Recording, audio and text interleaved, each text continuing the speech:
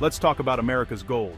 The legendary hoard the U.S. Treasury claims is over 8,100 metric tons, a staggering amount that has captured imaginations for generations. This gold is said to be stored in heavily guarded vaults like those at Fort Knox, and is often referenced as a symbol of the nation's wealth and stability.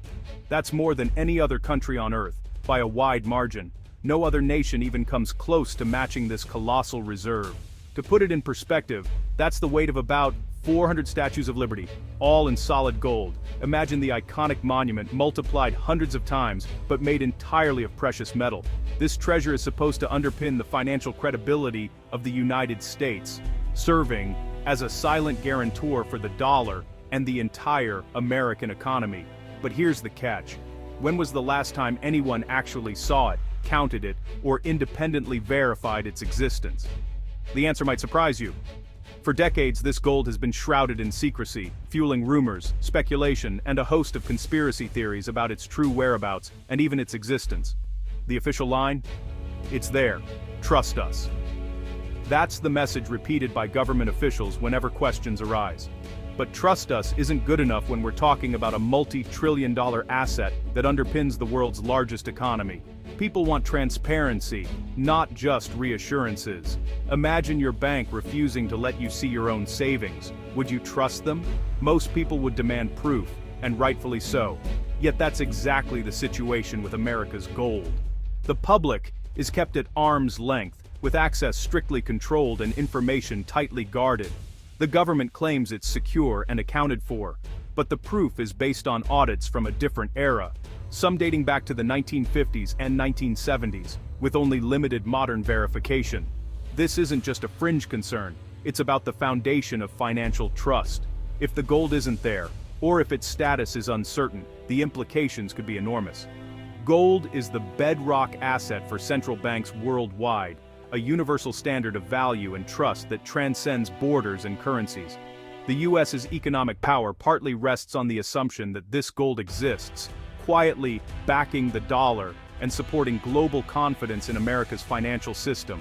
So, the real question is, why is it so hard to get a straight answer about America's gold? Why the secrecy, the evasions, and the lack of up-to-date transparent audits? Why does the world's greatest democracy treat its greatest treasure like a state secret, hidden away from the very people it's supposed to protect and reassure? So, where is all this gold? The name everyone knows is Fort Knox, a fortress in Kentucky, protected by layers of security. Fort Knox supposedly holds the majority of America's gold, but it's not the only site. The Denver Mint, West Point, and the New York Fed also store significant amounts. Together, these places are the guardians of America's golden promise. But getting inside is nearly impossible. Fort Knox is famously off-limits. Only a handful have ever seen the vaults. There hasn't been a comprehensive, independent audit in living memory. We have more recent photos of Mars than of our own gold vaults. The official excuse? Security. But wouldn't transparency strengthen public confidence? Instead, secrecy has turned Fort Knox from a symbol of security into a symbol of suspicion. The longer the door stays closed, the more we wonder what's really inside. Here's a strange twist. The U.S. Treasury values all its gold at just over $11 billion. With over 8,100 tons, the real market value should be over $600 billion. Why the gap? The government uses a fixed price of $42.22 per ounce, set in 1973. This number is a legal relic, completely detached from reality. It's like valuing your house at what your grandparents paid decades ago. By keeping the value artificially low, the government avoids updating its balance sheet.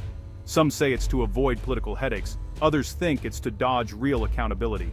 This outdated price tag lets the Treasury present its gold holdings in a technically true but practically misleading way. The true value matters, and the refusal to update it only adds to the mystery. It's another layer of fog over an already murky situation. How did the US get all this gold? The story of America's gold hoard is one of bold decisions, global turmoil, and economic transformation. It all started during the depths of the Great Depression, a time when the US economy was in crisis and confidence in the dollar was crumbling.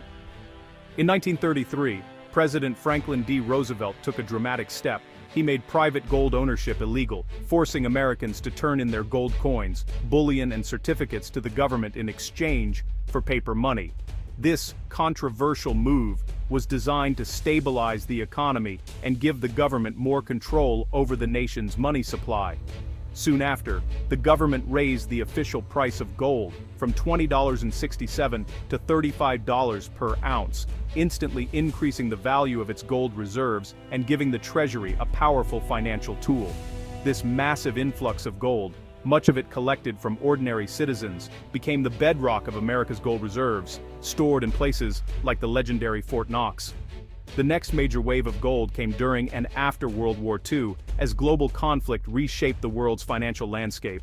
As Europe descended into chaos and uncertainty, many countries rushed to ship their gold across the Atlantic to the US for safekeeping, trusting America's stability. In 1944, the Bretton Woods Agreement established the US dollar as the world's reserve currency, making it convertible to gold for foreign governments and cementing America's financial dominance. For decades, gold continued to pour into US vaults, reinforcing the nation's position at the center of the global economy. At its peak, the US held over 20,000 metric tons of gold, an astonishing 75% of the world's official monetary gold, a treasure unmatched in history. This unprecedented wealth made the United States a true gold superpower, with reserves that inspired awe and envy around the world. The hoard was more than just a pile of metal. It was the ultimate guarantee that the dollar was the world's most stable and trusted currency, anchoring the global financial system. America's gold wasn't just a symbol of prosperity, it was the very foundation of the post-war economic order, shaping international trade and finance for generations. But as history would show, that golden era of American dominance wouldn't last forever. The world, and the role of gold, was about to change. By the 1960s, the US was printing more dollars than it had gold to back. The world was awash in greenbacks, and the promise that every dollar could be exchanged for a fixed amount of gold was starting to look shaky. The printing presses ran day and night, churning out currency that was, in theory, as good as gold, but only if everyone didn't ask for their gold at once. Other countries, especially France, started trading their dollars for gold, draining US reserves. French President Charles de Gaulle famously sent warships to New York to collect France's gold, making headlines and sending a clear message: trust in the dollar was fading. The gold mountain shrank rapidly, a global bank run in motion. As more nations demanded gold, the US vaults emptied at an alarming rate, and panic began to ripple through the financial world.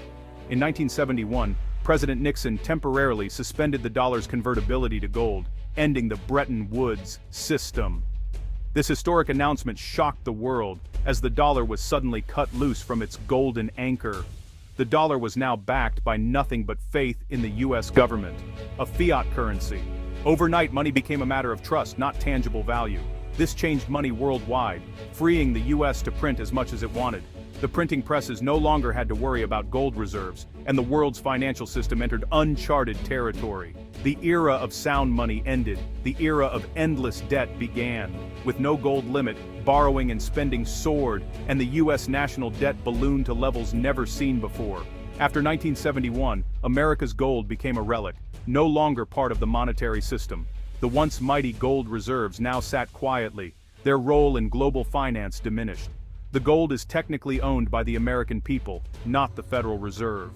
It's a national treasure, locked away and rarely seen, a symbol of a bygone era. The Fed holds gold certificates, IOUs from the Treasury, at that outdated $42 price. These certificates are a quirky financial relic, a reminder of how things used to work. The physical gold just sits there, a silent, multi-trillion-dollar spectator. Or does it? Its presence is felt, even if it no longer moves markets directly. The question of what's really in those vaults has never gone away. Audits are rare, and conspiracy theories abound about the true state of America's gold. The gold's role may have changed, but its mystery has only grown. It remains a powerful symbol, shrouded in secrecy and speculation, and the world is still watching. Decades later, the fate of America's gold and the dollar remains a story that captivates the globe.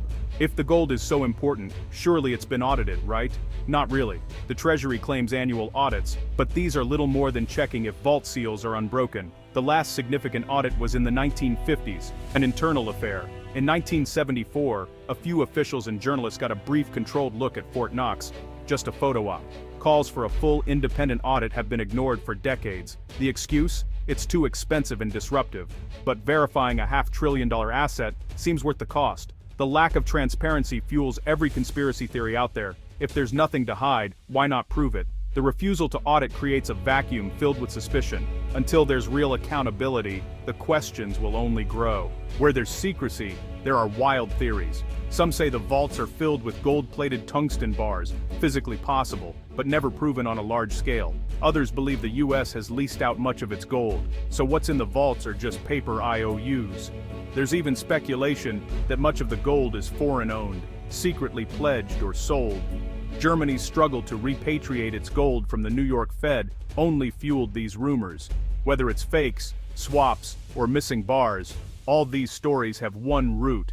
No one outside a tiny circle knows what's really in those vaults.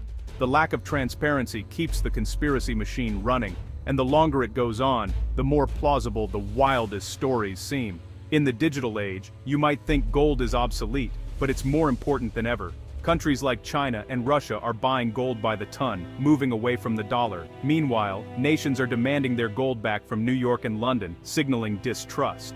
The paper gold market is wildly leveraged. There are far more claims than actual gold. If everyone demanded physical delivery, the system could collapse. While the US treats its gold as a static asset, the rest of the world sees it as a strategic one. America's refusal to show its cards looks less like strength and more like uncertainty. In a world seeking stability, transparency is power. And right now, the US isn't providing it. We're left with a mystery at the heart of the global financial system. The US claims the world's largest gold reserve, but the proof is decades old and shrouded in secrecy.